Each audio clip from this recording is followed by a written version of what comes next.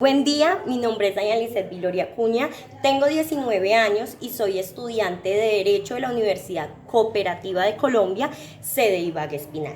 El día de hoy les voy a hablar del análisis de la sentencia SP 921 del 2020, SP 1793 del 2021 y SP 107 del 2018. Bueno, la primera que vamos a tratar es la SP 921 del 2020, donde se resuelve el recurso de casación interpuesto por el defensor de Cristian Camilo Correa Pinilla contra la sentencia del 17 de mayo de 2017 proferida por el Tribunal Superior de Manizales. Los hechos son los siguientes. En junio del 2009, en la ciudad de Manizales vivían Cristian Camilo Correa Pinilla y la joven María del Mar Marín Serrano, donde se hicieron novios cuando ella tenía 13 años y 7 meses de edad. En el transcurso de su noviazgo, mantuvieron trato sexual en la casa de la madre de la joven, que en algunos momentos consistió en simples tocamientos y en otros en el acceso carnal. Actos que repitieron antes de que la joven cumpliera los 14 años de edad. Antes pues de hablar de los argumentos de la defensa y la fiscalía, vamos a hablar brevemente del fallo del Juzgado Quinto Penal del Circuito de Manizales de Caldas, donde se imputó el concurso homogéneo de acceso carnal abusivo con menor de 14 años, donde es víctima pues la joven María del Mar. La fiscalía en juicio presenta pruebas testimoniales y documentales. Presenta el testimonio de William Escobar Vallejo, médico legista que realizó una valoración sexológica a la joven María del Mar, determinando una clínica aproximada de 14 a 15 años. Luego, el de María Patricia Serrano Agudelo, madre de la víctima, que manifiesta que tenía idea de lo que pasaba porque la madre de Camilo la puso en sobreaviso y ella trató de hablar con el joven, pero siempre la esquivó. También se tiene el testimonio de Ricardo Sarmiento García, psiquiatra forense, quien realizó la valoración psiquiátrica a la joven María del Mar. El de María del Mar, que manifiesta que ella quería la relación sexual y cuando su mamá se enteró, le dijo que la iba a llevar al médico para ver si era virgen. Ella se tira de un muro de aproximadamente 2 metros y en consecuencia estuvo un mes en psiquiatría en el Hospital San Juan de Dios. También se tiene el testimonio de Dana Sofía Galvis, amiga de María del Mar, a la cual le contó de la relación sexual por medio de una llamada que quedó grabada. El de Sandra Eugenia Marín Cardona, investigadora del CTI, quien fue la que recibió la denuncia que instauró la madre de María del Mar. La defensa también presenta pruebas testimoniales y documentales donde se encuentra el testimonio de Marco Antonio Correa, que es el padre de Camilo, quien dice que su hijo es un buen elemento para la sociedad. También el de Cristian Camilo Correa, pues que ese es el procesado, que manifiesta que fue la primera vez de los dos y que nunca se imaginó que fuera delito todo lo ocurrido, porque para él no es delito amar. Entonces, el Juzgado Quinto Penal del Circuito de Manizales Caldas decide absolver a Cristian del concurso homogéneo de acceso carnal abusivo con menor de 14 años. La Fiscalía ante esto interpone el recurso de apelación y entonces es el Tribunal Superior de Manizales quien lo resuelve y después de analizar los hechos y las pruebas revoca el fallo absolutorio y en su lugar condena a Cristian Camilo a 14 años de prisión e inhabilitación para el ejercicio de derechos y funciones públicas por los delitos de acceso carnal abusivo con menor de 14 años en concurso con actos sexuales abusivos con menor de 14 años y no concede a Camilo prisión domiciliaria. Cabe aclarar que los delitos que se imputan se encuentran estipulados en nuestro Código Penal colombiano en los artículos 208 y 209. Bueno, en el presente caso se llevó a cabo un informe técnico médico legal sexológico donde se realizó un reconocimiento psiquiátrico a María del Mar, teniendo en cuenta la historia familiar, la historia personal, algunos antecedentes específicos y los hechos del presente caso, donde se llega a la conclusión de que la joven María del Mar se encuentra en la capacidad de relatar de manera coherente los hechos y no tiene ninguna patología psiquiátrica ni ninguna alternación cognitiva en la memoria, y que en relación con su ingreso a la clínica San Juan de Dios se generó gracias a los síntomas ansiosos y a la conducta autolesiva que se presentó por motivo de lo ocurrido con su madre cuando la trató de llevar al médico. Dicho informe lo firma el médico psiquiátrico Ricardo Sarmiento García.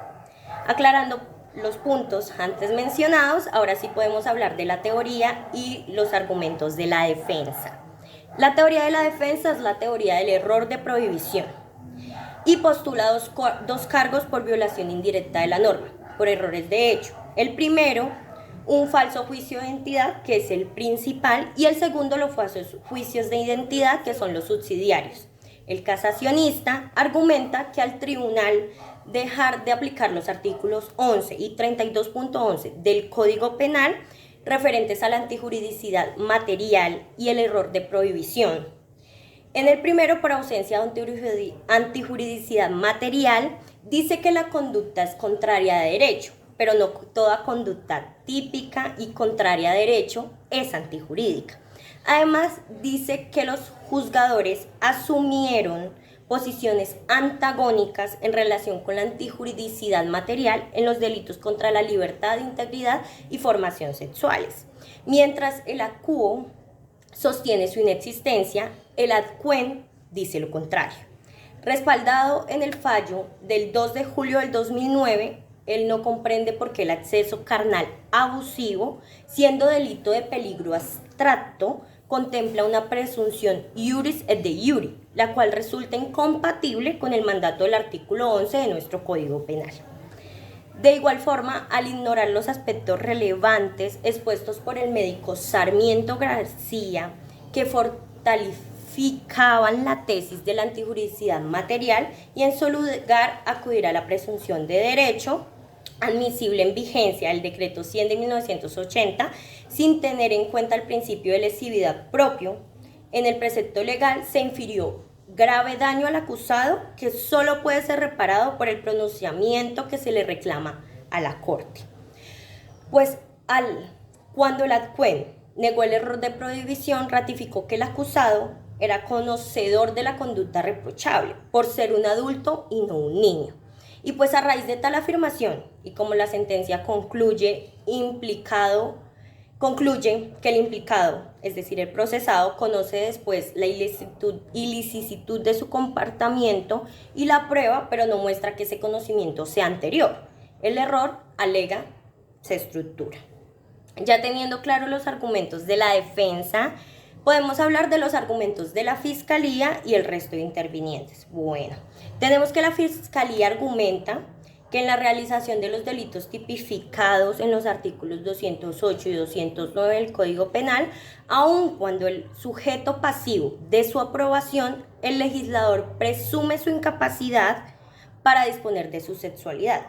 Tal presunción es de carácter absoluta y no admite prueba en contrario, ya que el menor de 14 años, en este caso María del Mar, debe estar libre de interferencias en materia sexual y por eso se prohíben las relaciones sexuales. Prohibición que para la ley se traduce en el deber de abstención y de indemnidad e intangibilidad de su sexualidad. Por eso no le es dado al recurrente entrar a discutir la presunción de incapacidad para decidir y actuar libremente en materia sexual que la ley establece a favor de la menor, es decir, de María del Mar, con el propósito de protegerla pues dentro de su sexualidad. Es decir, que no es posible que se invoquen razones de política criminal con el fin de fundar que la edad es referente del legislador para suponer la inmadurez psicológica o promover un cambio legislativo porque la edad no se ajusta a la realidad social. El consentimiento, además, no es válido para sustentar la ausencia de antijuridicidad material. En ese orden de ideas, en el fallo de segunda instancia, el juzgador excluyó aspectos de los testimonios de Marco Antonio Correa y del acusado, los cuales son precisos para probar que Camilo Correa actuó bajo un error de prohibición. El fallador de segundo grado frente a la falta de capacidad de la menor para disponer de su libertad y formación sexual, debió reconocer que Camilo era sano de mente, pero la comprensión del inculpado sobre el respeto de la sexualidad de otro estaba simbolizado en sustraerse de la violencia para obtener la satisfacción sexual. En ese orden, la Fiscalía pide reconocer el error de prohibición por no estar probado que Camilo Correa hubiera actualizado el conocimiento de la antijuridicidad. No obstante, también se cuenta con los argumentos del Ministerio Público. El mismo argumenta que el bien jurídico tutelado en el artículo 208 del Código Penal es el de la libertad sexual, que debe ser entendida como la facultad y el derecho que tiene la persona humana de elegir, rechazar, aceptar y determinarse en su actividad sexual. El legislador, al establecer el límite de edad en él, supone que los menores de 14 años no tienen la capacidad para decidir libremente, y en ese orden considera un abuso el trato sexual. Sin embargo, al no existir prueba en los actos configurativos de la conducta descrita en el artículo 209 del Código Penal, la cual tampoco fue objeto de reproche, y habiendo sido el trato sexual producto de una relación amorosa en la que no hubo ninguna circunstancia que influyera negativamente en la conducta de la menor, ya sea coacción, violencia o intimidación por parte de Cristian Camilo, no existió el dolo, y por eso el Ministerio Público solicita absolver al acusado, es decir, a Camilo, del delito de acceso carnal abusivo con menor de 14 años. Bueno, ahora podemos hablar de las consideraciones de la Corte. La Corte en sus consideraciones nos habla acerca de los cargos relacionados con el falso juicio de identidad, diciendo que no existió vulneración del bien jurídico protegido, o si la hubo, el daño notoriamente mínimo. En el entendido que el comportamiento del joven Cristian Camilo no significó real y verdadera puesta en peligro del bien jurídico protegido con la norma penal. Además, los actos sexuales abusivos, por tratarse de conductas de peligro abstracto o presunto, admiten prueba en contrario, con el objeto de establecer si la conducta puso o no en riesgo real y efectivo el bien jurídico protegido por la norma penal.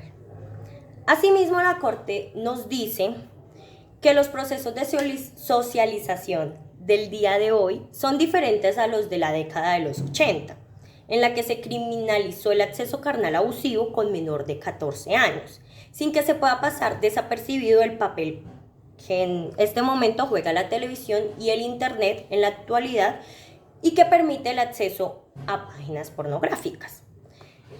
Por lo anterior incide en la formación de los menores y adolescentes, conduciendo a la iniciación sexual de hombres y mujeres a edad un poco más temprana, sin que sea raro que la relación sentimental vaya acompañada de un trato sexual. Esa nueva mentalidad femenina no es ajena, no es diferente a la joven María del Mar. Bueno, también se tiene en cuenta que a partir del decreto 100 de 1980, los delitos contra la libertad sexual y el pudor sexuales fueron clasificados no a partir del resultado, sino de la modalidad de ejecución de la conducta, ya sea violencia, engaño o abuso. El artículo 208 de nuestro Código Penal imitó el artículo 304 del decreto, donde dice que el bien jurídico de la libertad, la integridad y formación sexuales es lesionado. Sin embargo, el menor haya consentido el acceso carnal por considerarlo inmaduro para asumir sus consecuencias. Entonces, en el tipo penal del artículo 208 existe una presunción de derecho que no admite prueba en contrario, razón por la cual el bien jurídico tutelado se vulnera efectivamente cuando se accede carnalmente al menor de 14 años, aún con su consentimiento, porque lo que presume el legislador es la falta de capacidad que tiene la menor para comprender el significado social y fisiológico del acto o las consecuencias que se pueden derivar de él, al considerar que no está capacitado para asumir o enfrentar las causales resultados que se derivan del trato sexual. Para la estructuración del tipo penal, es indiferente que el menor tenga noción y conocimiento de qué es y en qué consiste la sexualidad, ya que la inmadurez que niega validez a su consentimiento está relacionada con la falta de capacidad para afrontar el alcance y consecuencias que pueda generar en su vida. Como lo habíamos dicho anteriormente, el trato sexual antes de los 14 años, ya sea la condición de madre o padre, la crianza de recién nacidos, su manutención, entre otros, el menor no está listo o no tiene la capacidad para afrontar dichas consecuencias. Sin embargo, pues Cristian Camilo, por causas razonables, tuvo la oportunidad de actualizar el conocimiento potencial del injusto, por el cual fue condenado a segunda instancia. Entonces, en razón a todo lo dicho, la sala casa la sentencia y deja en firme el fallo proferido en primera instancia, mediante el cual se absuelve a Cristian de los delitos imputados en la acusación y se pondrá en cancelación de las órdenes de captura emitidas contra el procesado por razón de su actuación. Para finalizar, podemos hablar acerca de la presunción de derecho, que la nombramos dentro de esta sentencia.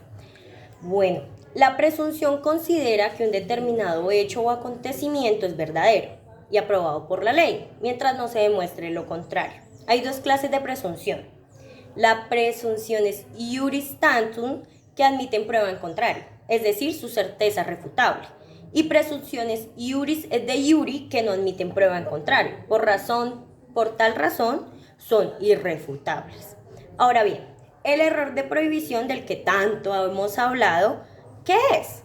Pues el error de prohibición, directo o abstracto, se estructura cuando el autor obra en la creencia equivocada de que su comportamiento no constituye un delito, porque ignora la existencia de la prohibición o supone que la norma no rige o es inaplicable por ser contraria a nuestra constitución política o ha sido derogada. Entonces, siendo el error predicable del sujeto que actúa en esta situación, en orden a determinar si la conciencia de la antijuridicidad de su comportamiento le era conocida, corresponde a valorar sus cualidades, sus actitudes y conocimientos personales. Para que el mismo tenga relevancia jurídica, pues, es decir, excluya al sujeto de responsabilidad penal, debe ser invencible, pues si fuera superable deberá responder por el delito ejecutado, pero de manera atenuada, como no lo prevé el numeral 11 del artículo 32 de la Ley 599 del 2000. Bueno, el acceso carnal abusivo lo podemos encontrar, como lo habíamos mencionado anteriormente, en el artículo 208 del Código Penal. Ahora, para finalizar, en esta sentencia encontramos dos aclaraciones de voto. La primera aclaración de voto es la del magistrado Eugenio Fernández Carlier y la segunda es la del magistrado José Francisco Acuña Vizcaya. Con la del primer magistrado yo no me encuentro de acuerdo porque estoy de acuerdo con lo dicho por la Corte. Y con la aclaración de voto del segundo magistrado, o sea, José Francisco, no me encuentro de acuerdo en ciertas cosas, pero me parece interesante ciertos puntos que él trae a colación.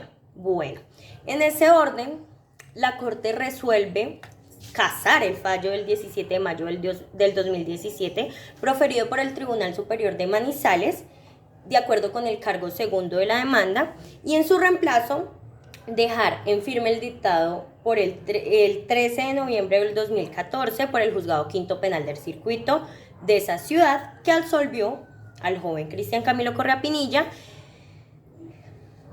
y aclara a la Corte que contra esta decisión no procede recurso alguno. Bueno, la segunda sentencia para tratar el día de hoy es la SP 1793 del 2021. En esta sentencia, la Corte resuelve el recurso extraordinario de casación presentado por el delegado de la Fiscalía General de la Nación en contra del fallo de la segunda instancia proferido por la Sala Penal del Tribunal Superior del Distrito Judicial de Buga, el 15 de septiembre del 2017, por el que se confirmó la sentencia absolutoria de Carlos Enrique Ávila Barbosa, emitida por el Juzgado Primero Penal del Circuito con funciones de conocimiento de Tuluá Valle, el 30 de agosto del 2016. Pero ¿cuáles son los hechos? Pues los hechos son los siguientes. El día 23 de agosto de 2015, a las 9 de la mañana, en la ciudad de Tuluá, la señora María Odilia Henao Aristizábal, en aquel tiempo mayor de 70 años, acompañó a su hermana mayor Ercilia al consultorio del médico acupunturista Carlos Enrique Ávila Barbosa. Encontrándose en la sala de espera del consultorio, el médico se acercó donde María Odilia, quien le reveló que la quejaban dolores en el cuello, y entonces el médico pues le propuso realizarle algunos masajes, haciéndola pasar al consultorio y recostándola sobre la camilla.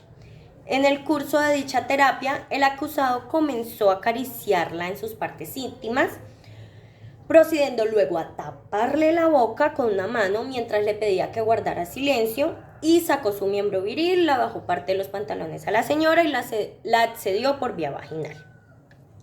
Bueno, la teoría del casacionista es la teoría del falso raciocinio, y sus argumentos son los siguientes. El casacionista argumenta que el tribunal incurrió en la errada construcción de una máxima de experiencia, ya que ante comportamientos de índole sexual de los que son víctimas, las personas reaccionan de formas distintas. Por lo que en la valoración de tales situaciones, pues es necesario considerar que la mujer sobre la que se incurrió la conducta lesiva de la integridad sexual era una persona mayor de 70 años. Por lo que las máximas de experiencia mostrarían que en las condiciones en que se produjeron los hechos, no puede sostenerse que una relación consentida y si una actuación dolosa por parte del procesado. Las demás partes intervinientes también presentan sus argumentos. Por ejemplo, la Procuraduría argumenta que gracias a la inspección judicial realizada en el consultorio, donde ocurrieron los hechos, se pudo establecer que dicho lugar se encontraba construido en paredes de ladrillo y que existía un sitio predestinado para el consultorio, cuyo interior podría ser observado desde la sala de espera. Se señalan incoherencias en relación a las concretas circunstancias en las que ocurrieron los hechos, que permiten pues quitarle credibilidad a la víctima. De acuerdo al reconocimiento médico-legal, no existen huellas o rastros que muestren la existencia de una agresión sexual, y tampoco existe certeza sobre que el acusado haya actuado con dolo. Por otro lado, la defensa argumenta que gracias a la existencia de dudas sobre la ocurrencia del hecho y su tipificación en los términos del artículo 205 de nuestro Código Penal, se puede concluir que ante la duda probatoria, el cargo no tiene vocación de prosperar y no debe casarse el fallo impugnado. El fallo impugnado. En cuanto a las consideraciones de la Corte, tenemos que se puede ver que la controversia se ajusta a la apreciación probatoria de la declaración de María Odilia Henao Aristizábal, quien sostuvo pues que la conducta sexual realizada por el acusado se llevó a cabo sin su consentimiento. Además, se tienen en cuenta los fundamentos de los fallos de instancia, pues el juez acuo sostiene que la denunciante ofreció versiones contradictorias sobre el momento en que se produjo el acceso carnal violento que denunció, y pone en duda las conclusiones de la prueba pericial de cotejo del ADN practicada a partir pues de las muestras halladas en su protector vaginal, ya que existen defectos en la cadena de custodia que inciden en la autenticidad de la prueba. Y en cuanto al juez adcuen, el tribunal confirmó el fallo impugnado. La Corte, en este caso, se pronuncia acerca de los dos problemas jurídicos que se plantean, ambos de naturaleza probatoria. El primero es si en el concurso de los hechos se consumó una relación sexual entre María Odilia Henao Aristizábal y el acusado. Y el segundo, si ese encuentro sexual sucedió bajo su consentimiento o, por el contrario, fue fruto de un acto de violencia desplegado por el médico, es decir, el acusado. Sobre el primero, la Corte dice que el episodio está bastantemente acreditado, no solo por la denunciante, que merece total credibilidad en razón pues de su claridad y coherencia en su relato, sino porque encuentra respaldo en pruebas de corroboración que dejan en claro que en aquella oportunidad se desarrolló una conducta de carácter sexual, generada a partir de los actos iniciales que fueron estimados pues, por la señora María Odilia, como ajustados dentro pues, de la actividad terapéutica que ya en otras oportunidades había confiado pues, al profesional especializado en la medicina tradicional china. Además, en el protector vaginal, que para el momento de los hechos portaba la señora, se halló el semen del acusado. Y que en el consultorio sobre la camilla se originó un encuentro sexual pues, entre el acusado y la paciente, el cual pues encerró un acceso carnal por vía vaginal. Sobre el segundo, pues la Corte nos dice que el necesario abordaje de los casos con un enfoque de género implica la indagación por el contexto en el que ocurrió un episodio de violencia en concreto o en particular. Y se incurre pues en un error por falso raciocinio cuando se incorporan en sus valoraciones falsas reglas de experiencia, como lo son aquellas edificadas con el empleo de preconceptos machistas sobre el comportamiento que desde una perspectiva patriarcal y machista deben o deberían asumir las mujeres frente a la amenaza de una agresión sexual, en aquellos delitos en los cuales concurre el elemento de la violencia. La figura del consentimiento como excluyente del tipo debe valorarse desde la perspectiva del comportamiento del sujeto activo y no de la víctima, o sea, es decir, desde el médico y no la señora Odilia, pues se corre el riesgo de incurrir en una desigualdad material. Asimismo, se permite identificar con claridad un evento de violencia contra la mujer o de género, en la medida en que el autor de la conducta actuó con un claro carácter punitivista, pues al someter a su víctima a una agresión sexual en virtud de su condición de mujer. Y en la imputación tanto al tipo objetivo como al subjetivo del artículo 205 de nuestro Código Penal, es indudable que resulte de ello la responsabilidad penal del acusado.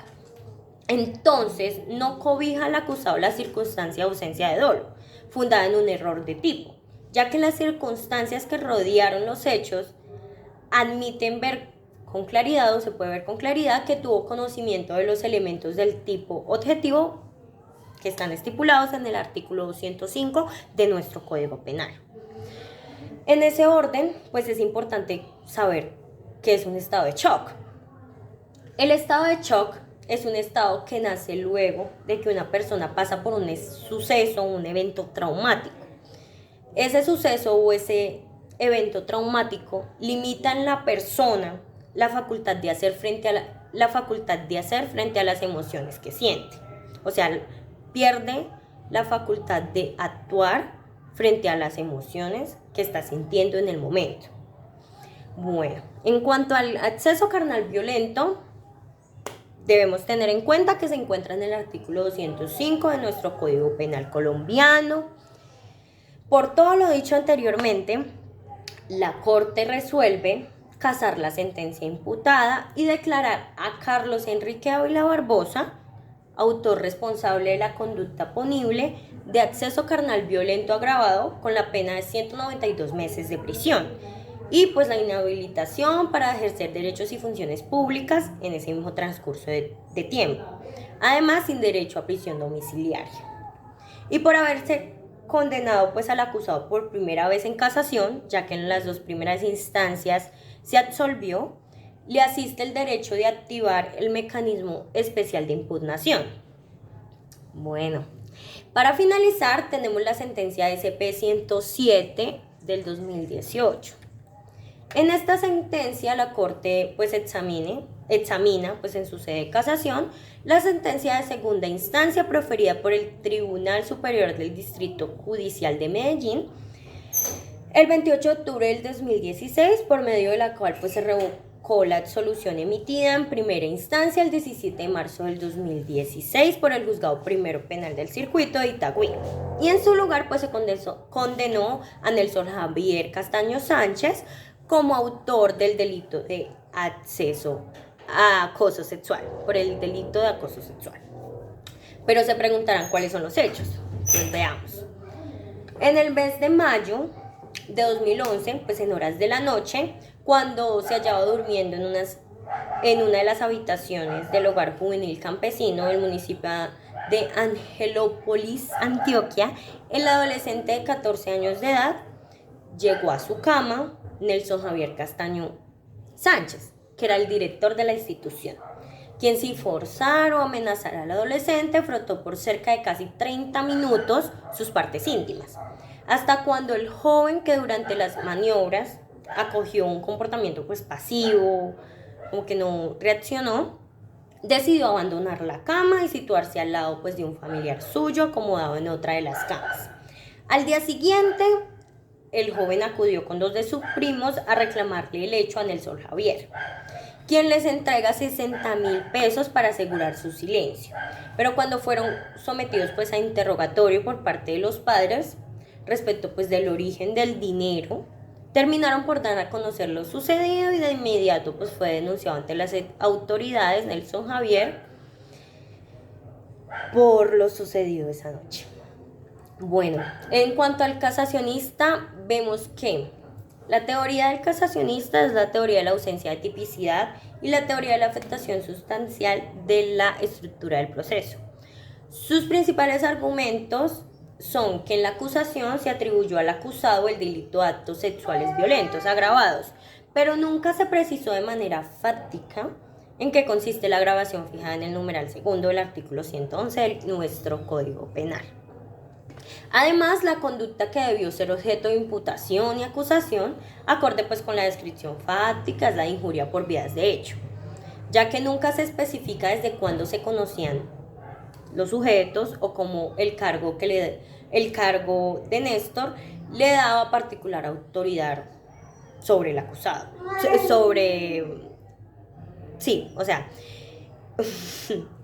Desde cuándo se conocían ellos no se sabía, o cómo el cargo que tenía el acusado le daba una particular autoridad.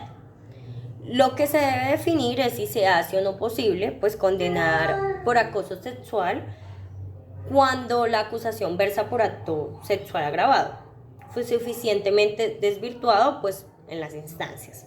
De igual forma, solicita que la Corte se refiera particularmente a los delitos de actos sexuales, acoso sexual e injuria por vías de hecho para establecer sus diferencias, ya que no se tienen como muy claras.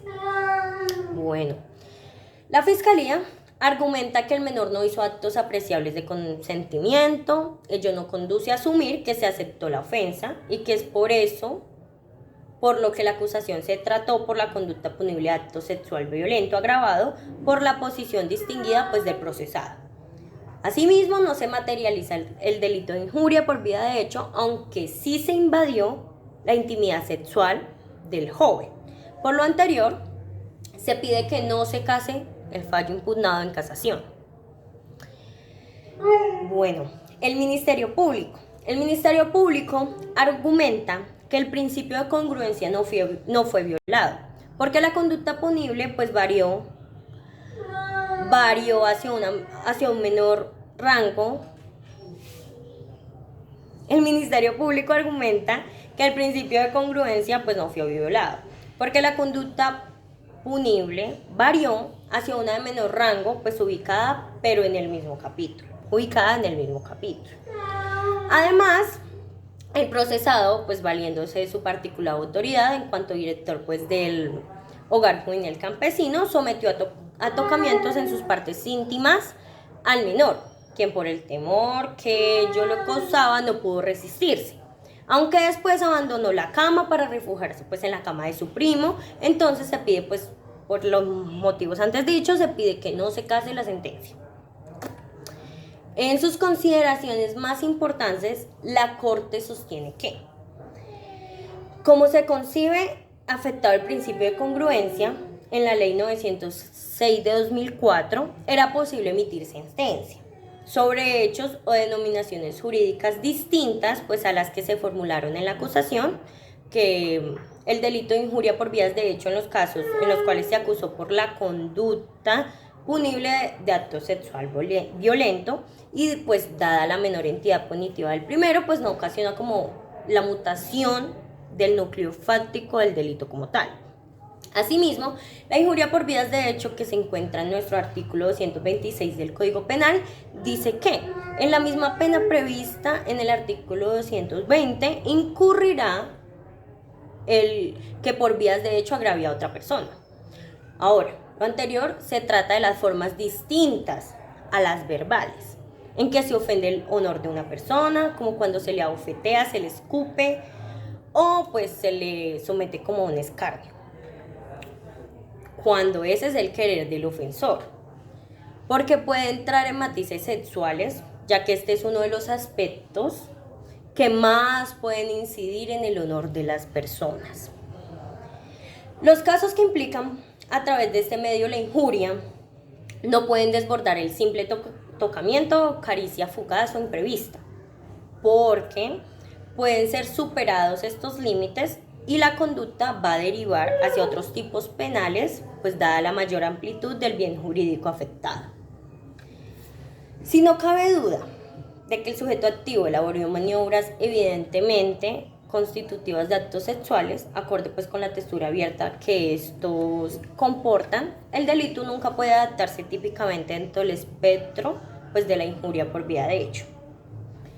Por eso la Corte confirma el fallo proferido por la primera instancia, en el cual se absolvió al procesado del delito de acto sexual violento agravado, ya que los hechos despejados relatan una conducta pues ajena al acoso, dado que se materializó una efectiva intromisión en la intimidad del joven. Pero no solo dice lo anterior en sus consideraciones, porque la Corte también se pronuncia acerca del acoso sexual. Y dice que en nuestro país el acoso sexual pues se encuentra descrito en el artículo 210A, se encuentra escrito en el artículo 210A del Código Penal. Bueno, dicho artículo es referente a que el acoso tenga en favor del sujeto activo o de un tercero fines sexuales no consentidos. Asimismo, el acoso sexual opera ajeno a un tipo de acto sexual o acceso carnal que se origine por ocasión de los comportamientos del victimario por lo que lo sancionado en el presente caso pues no es que se logre el propósito, sino que con tal fin se emprendan conductas en sí mismas humillantes que claramente afectan pues a la persona y que es razón suficiente para definir que no se trata de un delito de resultado en lo que al cometido especialmente sexual pues concierne, ¿no? Pero esto no es todo lo que la Corte nos dice. Ella también se pronuncia acerca de los verbos rectores del acoso sexual, diciendo que el tipo penal de acoso sexual plantea una enumeración íntegra de los verbos rectores que conforman pues la conducta, significando que ella se materializa en los casos en que el sujeto activo acose, persiga, hostigue o asedie física o verbalmente. De esos verbos pues rectores se puede decir que indican en principio una idea de actos persistentes o reiterativos en el tiempo, ya que basta verificar las acepciones consagradas pues en el diccionario para asumir dinámico y no estático el comportamiento. Entonces, vamos a mirar una por una. En el caso de acosar, según la RAE, en su primera aceptación es perseguir sin darle tregua ni reposo a una persona. Ahora, perseguir. Perseguir es seguir a quien va huyendo con ánimo pues de alcanzarla, o seguir o buscar a alguien en todas partes con una frecuencia de importunidad, o molestar o conseguir que alguien sufra o padezca procurando hacer el mayor daño posible. Ahora, hostigar. Hostigar es dar golpes con una fusta, un látigo o pues otro instrumento para hacer mover, para hacer mover, juntar o dispersar, molestar a alguien o burlarse de él insistentemente, incitar con insistencia a alguien para que haga algo. Y por último tenemos a asediar. Asediar se define como cercar un lugar fortificado para impedir que salgan quienes están en él o que reciban socorro pues de afuera. Asedio el castillo, por ejemplo. Presionar insistentemente a alguien. Entonces, el acoso sexual, en sus diversos verbos reptores, sostiene una relación con una suerte de continuidad o reiteración que no necesariamente demanda días o un lapso de tiempo como muy largo, pero sí de persistencia por parte pues, del acosador. En ese orden de ideas, la Corte resuelve casar la sentencia demandada para confirmar el fallo proferido por la primera instancia en el cual se absolvió al procesado Nelson Javier Castaño Sánchez del delito de acoso sexual violento agravado. Contra esta decisión pues no procede recurso alguno. Bueno, para finalizar, si nosotros hacemos una relación entre el tipo penal antes mencionado, o sea, el acoso sexual, con el caso número 1, que dice que Daniela es una trabajadora pues de una empresa en la cual tiene pues un contrato de prestaciones de servicio, su jefe le propone no cancelar su contrato, pero sí tiene relaciones con él. Daniela accede a la petición, da su consentimiento y su contrato es renovado a 2 años más. Bueno, si hacemos un análisis, podemos llegar a la conclusión de que al relacionarse el tipo penal pues de acoso sexual con el caso 1, en un primer momento se podría pensar, desde tomando una perspectiva de género, en imputar al jefe de Daniela el delito de acoso sexual, ya que el jefe de Daniela tiene una particular autoridad sobre ella. Y pues de igual manera, en la sentencia que estamos analizando, la Corte Constitucional dice que en cuanto al acoso sexual, la mayoría de las veces su sanción opera pues en planos administrativos, civiles o disciplinarios, como quiera que corresponde a situaciones de subordinación laboral que derivan en sometimiento, retaliaciones o hostigamientos, en la mayoría de los casos ejecutados sobre mujeres. Sin embargo, si tratamos de realizar un encuadramiento de la conducta del jefe de Daniela en el tipo penal de acoso sexual, podemos encontrar que no encaja, porque se requiere pues que no exista un consentimiento. Y en el caso 1, Daniela da su consentimiento, por lo que no habría delito. Bueno, para finalizar y ya para cerrar, podemos decir que el análisis de estas sentencias nos ayudan a nuestra formación como profesionales. Para nosotros como estudiantes de Derecho es muy importante tener en cuenta los fallos dados por las Cortes de nuestro país, por la Corte Suprema de Justicia en Sala de Casación Penal, en estas sentencias, ¿no? Dadas en Sala de Casación Penal. Para nosotros como estudiantes es importante tener en cuenta situaciones como estas, que posiblemente se den a nuestro alrededor diariamente y nosotros no tengamos como el conocimiento de cómo manejarlas. Al hacer el análisis jurídico que realizamos de sentencia por sentencia, pudimos adquirir nuevos conocimientos y fortalecer otros que no teníamos tan claros acerca de estos delitos, acerca de estos casos en específico, para poder llegar a la conclusión de que para nosotros es muy importante tener en cuenta y realizar constantes análisis jurídicos a las sentencias proferidas por nuestra Corte Suprema de Justicia. Y pues, en dado caso, nuestra Corte Constitucional también. Llegando pues ya al final, podemos decir que este ejercicio fue muy gratificante para nosotros como estudiantes, porque nos ayudó a fortalecernos y nos sacamos como de nuestra zona de confort, porque son casos que no, como que no leemos diariamente. Y es muy importante hacerle el análisis jurídico que realizamos a este tipo de casos y a este tipo de sentencias. Muchas gracias por su atención.